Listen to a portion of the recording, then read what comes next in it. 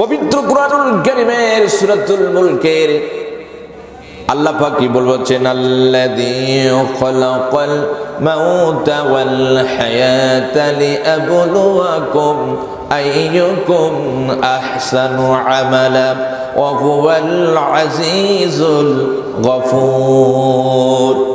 আল্লাহ আয়াতের মধ্যে বলছেন, আল্লাযী খালাকাল মাউতা ওয়াল হায়াতা, সর্বপ্রথম আমি তোমাদের মউত তারপর হায়াত সৃষ্টি করেছি। কি জন্য সৃষ্টি করেছি?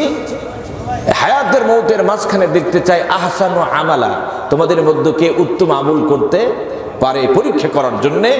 ওয়া হুয়াল আজিজুল গফুর, সে পরাক্রমময় আল্লাহ যিনি অতীব মেহেরবান। এর সরল অর্থ, আল্লাহ পাক রব্বুল আমিন প্রথমেই তৈরি করেছেন কি? মৃত্যু। জমির যদি আল্লাহ থাকে, জমিতে পানি থাকবে? পুকুরের যদি পানি না থাকে, মাছ থাকবে? আল্লাহ পাক বলছেন, বান্দা আমি কিন্তু সর্বপ্রথম মৃত্যু সৃষ্টি করেছি। তুমি যত বড় হও, যত দূরে যাও, তোমাকে কিন্তু মৃত্যুবরণ করতেই হবে। ওয়াল্লাযী খালাকাকুম মিন তিন, আল্লাহ বলে মানুষকে আমি মাটি হতে সৃষ্টি করেছি। সুম্মা কদা আজাল, একটা নির্ধারিত মেয়াদ দিয়েছি, ভিসা দিয়েছি। কারো 60 বছর, কারো 50 বছর, কারো 100 বছর, কারো 30 বছর, কারো 10 ঘন্টা। এই মেয়াদ যখন শেষ হয়ে যাবে, সুম্মা ইলাইনা তুরজাউন, বান্দা আমার নিকটে তোমাদেরকে ফিরে আসতে হবে। এই দুনিয়াতে আসছি আমরা আখিরাতে বাজার করার জন্য। দুনিয়াতে এসে আমরা ব্যাগই হারাইছি, ঠিক কি না? আমার প্রিয় বন্ধুগণ, আমার ভাইয়েরা, তিনজন অতিথি আপনার আমার কাছে আসবেই, চাইবা না চাই। একটা হলো রিজিক। রিজিক কিন্তু বরাদ্দ, ফাইন্না রিজকা মাকসুম ওয়াল হারিসা মাহরুম। রিজিকটা বন্টন করা, কারুটা কেউ খেতে পারবে না, তবে যে লোভী সে বঞ্চিত। 2 নম্বর হচ্ছে তাকদীর। 3 নম্বর মৃত্যু। তিনি আল্লাহর কাছে প্রার্থনা করবো, আল্লাহ আমাদের রিজিক যেন হয় বরকতময়, বলি আমিন। আমাদের তাকদীর যেন হয় কল্যাণকর, বলি আমিন। আমাদের মৃত্যু যেন হয় ঈমানি মৃত্যু, বলি আমিন। আমার প্রিয় বন্ধুগণ, আমার ভাইরা, যেটা আল্লাহ পাক রব্বুল আলামিন বলছেন, কুল ইন্নাল মাউতাল্লাযী তাফিরুনা মিনহু ফাইন্নাহু মুলাকীকুম, মৃত্যুর সাথে তোমাদের মুলাকাত হবে। বলুন তো, মৃত্যুর সাথে মুলাকাত হবে। মুলাকাত সামনের দিক থেকে হয়নি নাকি পেছনের দিক থেকে হয়? আইনামা তাকুনু ইউদরিকুমুল মাউতু ওয়ালাউ কুনতুম ফি বুরুজিম মুশাইয়াদা, মরণ থেকে পালাও তুমি, মরণ তোমায় লইবে ঘিরি। যদিও সুদূর আকাশ পানে লুকাও সীতাই লাগিয়ে সিঁড়ি, এ মহারোগের চিকিৎসক নাই, নাই সেই ওষুধ জগতে। খুঁজিয়া কাতর হইলে কি হবে, পারিবে না তারে ফিরাতে, ঠিক কি না? এটি এমন এক অসুখ, এর কোনো ডাক্তার নাই, এর কোনো ওষুধ নাই। ডাক্তার বলল নন্দীগ্রামে হবে না, বগুড়া মেডিকেলে নিয়ে যা। মেডিকেলে ডাক্তার বলল হবে না, ঢাকায় নিয়ে যা। ঢাকায় হবে না, সিঙ্গাপুরে নিয়ে যা।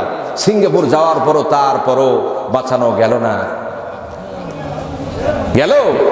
বাঁচানো গেল না। এই জন্য আমরা মরবো, কখন মরবো তাও জানি না। Death has no timetable, মৃত্যুর কোনো সময় অসময় নাই। তারপরে মৃত্যুর আসার সিরিয়াল আছে, যাওয়ার কোনো সিরিয়ালও নাই, ঠিক কি না? আমাদেরকে মরতে হবে। আমি ধনী হই গরিব হই, ছোট হই বড় হই, এমপি হই আর মন্ত্রী হই, আলিম হই আর জালিম হই, ইমানদার হই আর গোয়েন্দার হই, আমাকে কিন্তু মরতেই হবে।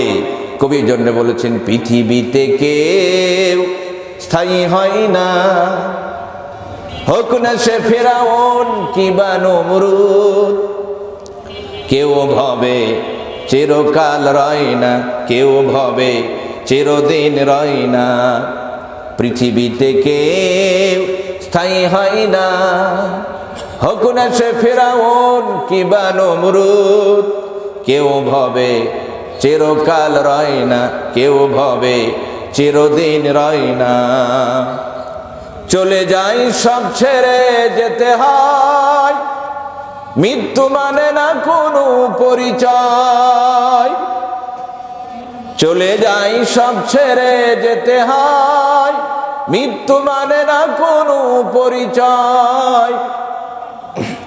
সব রাজা মহারাজা আর মহাবীর, কাউকে সে অবকাশ দেয় না। পৃথিবীতে কেউ স্থায়ী হয় না।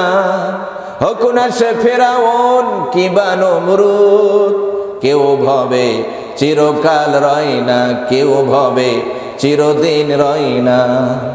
ফেরাউন শেষ তার ছিল না, মৃত্যু তাকেও ছেড়ে দিল না। ফেরাউন শেষ তার ছিল না, মৃত্যু তাকেও ছেড়ে দিল না। রেখে গেছে তার সব স্মৃতিচিহ্ন, রেখে গেছে তার সব স্মৃতিচিহ্ন, কেউ আজ তার কথা কয় না। পৃথিবীতে কেউ স্থায়ী হয় না, হোক না সে ফেরাউন কিবা নমরুদ, কেউ ভবে চিরকাল রয় না, কেউ ভবে চিরদিন রয় না। ঠিক কি না? আলেম হই, জালেম হই, ফেরাউন হই আর নমরুদ হই, পৃথিবী ছেড়ে যেতেই হবে, মৃত্যুবরণ করতে হবে। তবে আমাদের মৃত্যু যেন ঈমানি মৃত্যু হয়। কবি বলেছেন, যেদিন তুমি এসেছিলে ভবে, কেঁদেছিলে একা, হেসেছিল সবে, এমন জীবন তুমি করিবে গঠন, মরণে হাসিবে তুমি, কাঁদিবে ভুবন। আল্লাহ যেন আমাদেরকে এই জীবন গঠন করবার তৌফিক দান করে, বলে আমিন। এই যে আমার বাংলাদেশের কয়েকটা মৃত্যু এই যে কয়েকদিন আগে হয়ে গেল, আমাদেরকে কাঁদায় গেল, তাই না? ওসমান হাদি মৃত্যু, মানুষ কেঁদে ফেলে দিয়েছে। 3 বারের প্রধানমন্ত্রী বেগম খালেদা জিয়া মৃত্যুকে ইন্তেকাল করলো। মরণকালে তারা হাসলো, তাদের জন্যে মানুষ কাঁদলো।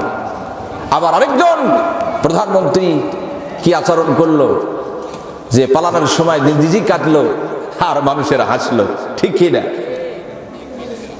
আল্লাহ যেন আমাদেরকে এমন জীবন গঠন করবার তৌফিক দান করেন, যেন মরণে আমি হাসতে পারি, আমার জন্য সকলেই কাঁদবে। ঠিক কি না?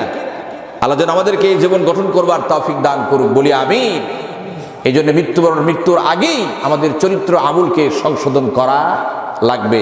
মানুষ তার চরিত্রের ভিতরে, আমলের ভিতরে, কর্মের ভিতরে আজীবন বেঁচে থাকে। কথা বলেন ঠিক কি না? এই জন্য মৃত্যু যেন হয়, সে মৃত্যু যেন আমাদের শহীদ মৃত্যু হয়। কারণ শহীদ মৃত্যু হচ্ছে সবচাইতে উত্তম মৃত্যু, এর চাইতে শ্রেষ্ঠ মৃত্যু আর একটা হতে পারে না। ঠিক কি না? মরতেই হবে যখন, শহীদি মরণ দিও আমাকে। মরতেই হবে যখন, শহীদি মরণ দিও আমাকে। শাহাদত জানি শুধুই জীবন, সে জীবন দিও আমাকে। মরতেই হবে যখন, শহীদি মরণ দিও আমাকে। রোগে শোগে মরণ দিও না আমায়, বিপদ মুসিবতে নিও না আমায়। এমন মৃত্যু দিও চোখ বুঝলেও যেন, এমন মৃত্যু দিও চোখ বুঝলেও যেন দেখি তোমাকে। মরতেই হবে যখন, শহীদি মরণ দিও আমাকে। মরতেই হবে যখন, শহীদি মরণ দিও আমাকে। বলি আমিন। কারণ শহীদি মৃত্যু হচ্ছে সবচাইতে উত্তম মৃত্যু। এই মৃত্যুর কোনো যন্ত্রণা নেই, মরার সাথে সাথে আল্লাহ পাকের জান্নাত। কথা বলেন ঠিক কিনা? আমরা সেই মৃত্যু চাই কিনা? চাই কিনা? হযরত ওমর রাদিয়াল্লাহু তাআলা দোয়া করতেন, আল্লাহুম্মা রযুকনি শাহাদাতান ফি সাবিলি ওয়াজআল মাউতি ফি বিলাদি রাসূলি। আল্লাহ তুমি আমাকে শহীদ মৃত্যু দান করো, আর নবীজির শহর মদিনায় আমার মৃত্যু দিও। আল্লাহ তার দোয়া কবুল করেছেন। তিনি ফজর নামাজ পড়ার জন্য বাড়ি থেকে বের হচ্ছেন, পিছন দিক থেকে একজন তাকে আঘাত করে শহীদ করে দিয়েছেন। আল্লাহ পাক রব্বুল আমিন তার দোয়া কবুল করেছেন। আমার প্রিয় বন্ধুগণ, আমার ভাইয়েরা, আমাদের ভিতরে যদি সেই শহীদ হওয়ার তামান্না থাকে, আকাঙ্ক্ষা থাকে, আমাদের মৃত্যু যদি বিছানা হয়, আল্লাহ পাক রব্বুল আমিন আমার আপনাকে শহীদি মর্যাদা দান করবেন। কোন সুবহানাল্লাহ। শহীদরা কখনো মরে না, মরে? আল্লাহ পাক রব্বুল আমিন বলেন, ولا تقولوا لمن يقتل في سبيل الله أموات بل أحياء ولكن لا تشعرون। যারা আল্লাহর রাস্তায় জীবন দেয় ওদেরকে তোমরা মৃত বলো না। ওরা মৃত নয়, ওরা জীবিত।